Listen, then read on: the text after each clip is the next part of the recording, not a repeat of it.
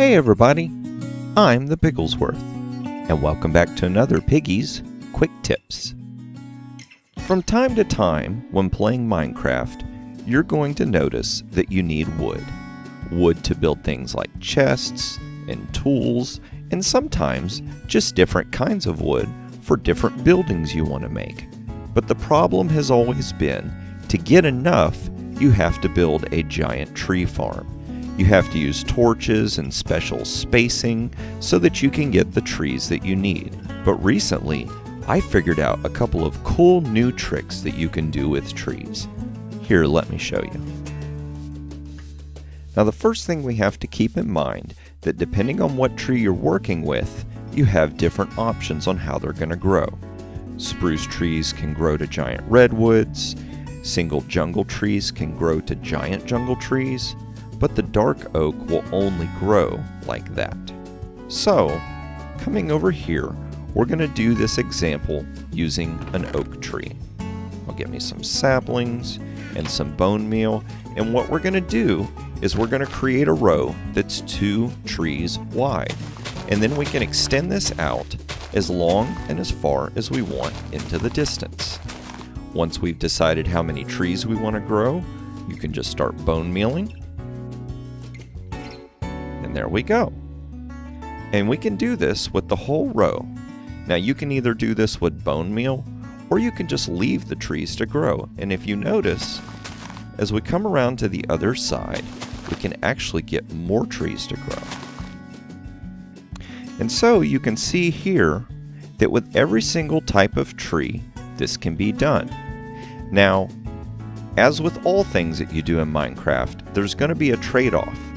If you notice, as the tree grows, you get leaves, but the next tree is going to grow, and sometimes the wood is going to destroy the leaves to replace it with wood. Also, what can end up happening with acacia is as it grows, there may already be a log there, and so technically you're losing a piece of wood for the new tree. Over here, I've managed to do this with dark oak, and I've also done this with jungle. Here you can see what happens with jungle trees. Sometimes the vines will get in the way and you won't get a full tree grown, but you can still use this method. Now, I'm going to show you how to do doubled up trees because they're a little bit different than the singles. The singles being the birch, the acacia, and the oak. Those are the ones that you can lay down the rows like I showed before.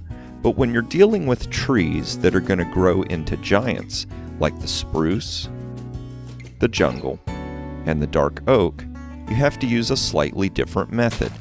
We're going to lay down 4 saplings and cause that to grow. Then we'll lay down 4 more and cause that to grow. If we didn't do this method, say we put 4 here and 4 here, and we left this to grow on its own, you might accidentally get these to grow right here in this spot, wasting those saplings. So the best way to do doubled up trees is to put a grouping like this, let these grow, and once they've grown, you come back, fill in the space, and leave these to grow for later. So now that we have a wall of trees, you may be asking, how do we chop these down? And there's an easy way to do this as well. We're going to go 1, 2, 3, 1, 2, 3, and we're going to continue this pattern, creating a staircase going up to the top. If we happen to get to the edge of the trees, we'll just turn to our left, like right here, and keep going up this way. And we're going to make a stairway until we get to the top. Once we're at the top, we'll begin hacking our way down until we've removed the entire tree. Now, probably the coolest trick that you can do with all of these different trees is using this 2-row method. You can actually mix and match different kinds of trees. No longer do you have to worry about different trees being separated. The only tree that this is not going to work on is the dark oak. You have got to make sure that you have 4 in a grouping like this. And to prove that this works, we're just going to start bone mealing trees here. And you can see that the trees will actually grow up against each other. Just like that. And so using this dual row method, I was able to come up with a very simple tree farm design that you can check out. Not only will this design capture any logs that you miss, but it will also capture every sapling that's dropped. And that wraps it up for this episode of Piggy's Quick Tips. If you like what you saw or learned something new about Minecraft, go ahead and click that like button. And if you want to see more videos as I release them, don't forget to subscribe. There's also links on screen to a variety of other shows that are available on the channel. Thanks for watching and keep on building.